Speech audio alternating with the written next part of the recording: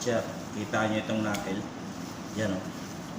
Ganda yan mga butcher. Bali, slice ko siya ng customer order namin. Bali, gusto niya. Yung paggiwa nito, i-slice ko siya ng 1.5 inch. Bali, titrim ko lang siya.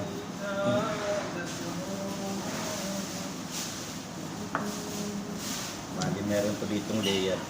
Masan ba? Ice ni Kalo ha? May layer to dito siya. Bali, babakbakin ko muna mga kabutcher. Kasi para maging sulit yung karne niya, yung buo talaga yung karne pa niya. Pag hiniwa. Kasi ito, pag ni-slice mo ito siya, ihiwalay ito eh. Ihiwalay sa karne. Yan. Hindi yan buo. Ito, bali, ito lang yung buo na niya mga kabutcher. Tanggalin lang natin yung mga latak-latak niya para maganda tingnan mga kabutcher. Yan, makita niyo yan. Bali, yung request niya mga kabutcher, pakita ko sa inyo yung kapal ng 1.5 inch. Bali, ganyan. Kita niyo yan. Ganyan ang mga slicing ng mga pag-display namin dito. Ganyan kakapal. Yan o. Diba?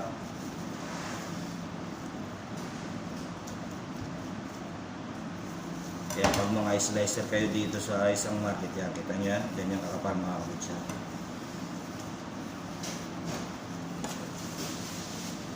Short na ba? Bada na kasi. Muskin na eh. Muskin na eh. Nen, o short na kis ka niya. Muskin na eh. Full karo. Ito rin yung isa. Medyo malaki siya. Iwalay muna natin yung ano niya, layer niya mga kabutcher. Para solid, nakita nyo ito, solid pa rin talaga yung karne niya. Pag hindi mo kasi tiwalay, parang maano siya eh. Yung karne niya, hindi maganda yung ano niya. Lagi 30 ulit siya. Maliit na yung ano niya, layer niya dun. Para maganda yung presentation niya mga kabutcher. Yan. Ako naman dito para mga kabutcher, slicer lang ako dito. Minsan nagdidibon, kambing, labas ng tupa kambing, yan. Lahat, centralized na sinasabi ko sa inyo. Pag nandito ka sa isang hypermarket sa isang Middle East, kailangan matutunan mo lahat yan. Pakita ko sa inyo mga kabutcher. Yan o, ganda, quality talaga.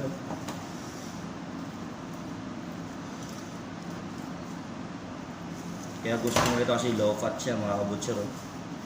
Ganda, di ba?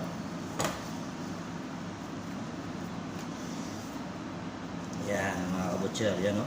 Ganda ng karne. Yan.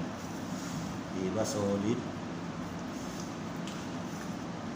Yan mga kabutcher. Kaya hanggang dito na lang tayo mga kabutcher. Sana ay matutunan kayo. Ganyan yung mga karne na iniiwan namin. Kaya hanggang dito na lang. God bless. Okay?